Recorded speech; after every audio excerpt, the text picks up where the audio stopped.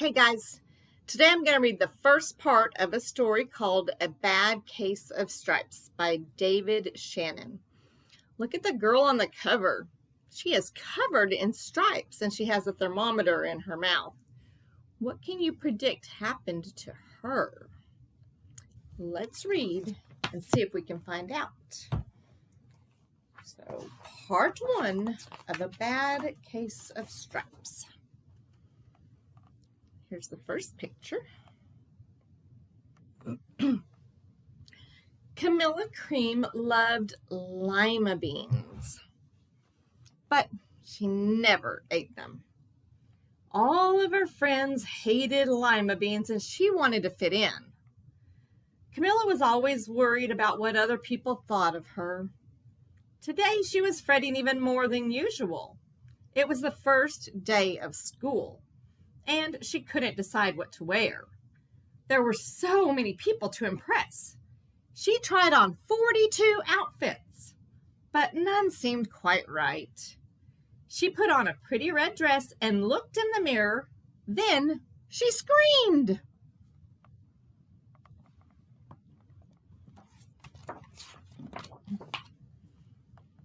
Her mother ran into the room and screamed too. "Oh my heavens," she cried. "You're completely covered with stripes." This was certainly true. Camilla was striped from head to toe. She looked like a rainbow. Mrs. Cream felt Camilla's forehead. "Do you feel all right?" she asked. "I feel fine," Camilla answered, "but just look at me." "You get back in bed this instant," her mother ordered. "You're not going to school today." Camilla was relieved.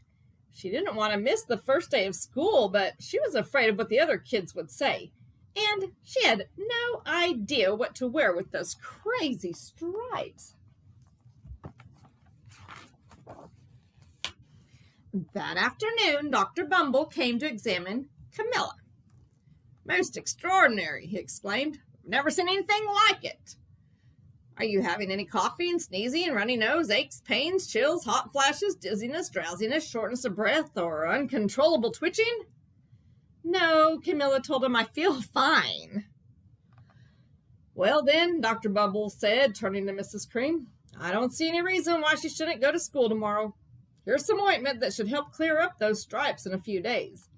If it doesn't, you know where to reach me." And off he went.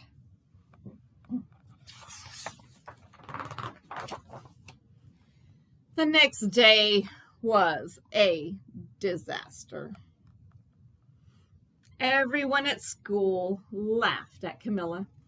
They called her Camilla Crayon and Night of the Living Lollipop. She tried her best to act as if everything were normal, but when the class said the Pledge of Allegiance, her stripes turned red, white, and blue, and she broke out in stars. Things aren't looking very good for Camilla, are they?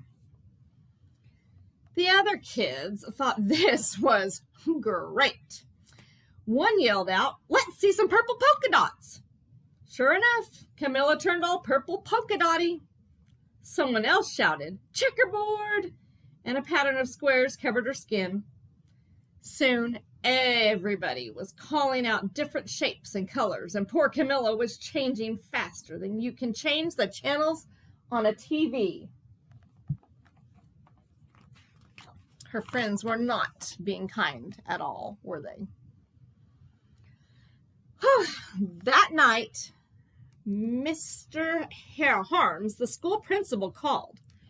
"I am sorry, Mrs. Cream," he said. "I'm going to have to ask you to keep Camilla home from school. She's just too much of a distraction. And I've been getting calls from other parents. They're afraid those stripes might be contagious." Camilla was so embarrassed. She couldn't believe that 2 days ago everyone liked her and now nobody wanted to be in the same room with her. Her father tried to make her feel better. "Is there anything I can get you, sweetheart?" he asked. "No, thank you," sighed Camilla. What she really wanted was a nice plate of lima beans. But she had been laughed at enough for one day.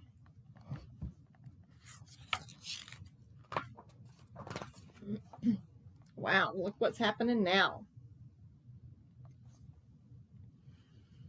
Well, yes, I see, Dr. Bumble mumbled when Mr. Cream called the next day. I think I'd better bring in the specialist. We'll be right over. About an hour later, Dr. Bumble arrived with 4 people in long white coats. He introduced them to the Creams. This is Dr. Grop, Dr. Sponge, Dr. Cricket, and Dr. Young. Then the specialist went to work on Camilla. They squeezed and jabbed and tapped and tested. It was very uncomfortable. Well, it's not the mumps, concluded Dr. Grop. Or the measles, said Dr. Sponge. Definitely not chicken pox, put in Dr. Crockett. Or sunburn, said Dr. Young. Try these, said the specialist. They each handed her a bottle filled with different colored pills. Take one of these take one of each before bed, said Dr. Grop. Then they filed out the front door, followed by Dr. Bumble. Maybe that will help. Do you think it helped? That night, Camilla took her medicine. It was awful. When she woke up the next morning, she did feel different, but when she got dressed, her clothes didn't fit right.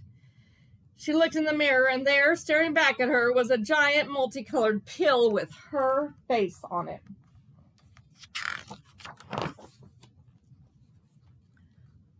Dr. Bumble rushed over as soon as Mrs. Cream called, but this time instead of the specialist, he insisted on the experts. Dr. Gourd and Mr. Mellon were the finest scientific minds in the land.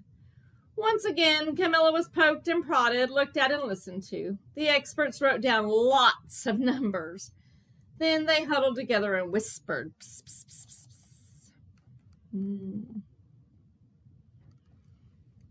Dr. Gourd finally spoke. It might be a virus, he announced with authority. Suddenly, fuzzy little virus balls appeared all over Camilla. Or possibly some form of bacteria, said Mr. Mellon.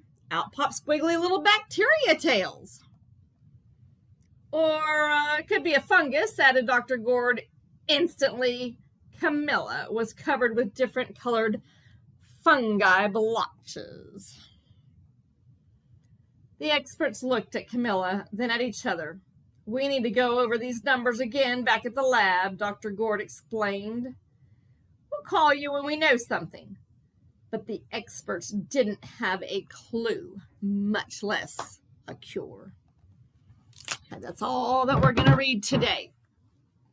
So far, Camilla's having a rough time, isn't she? And nobody knows how to help her. Wow.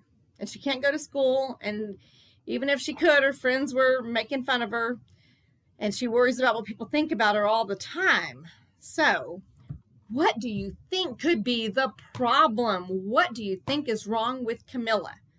Think about it, and I'll read you the next part of the story next video. Okay? Thanks.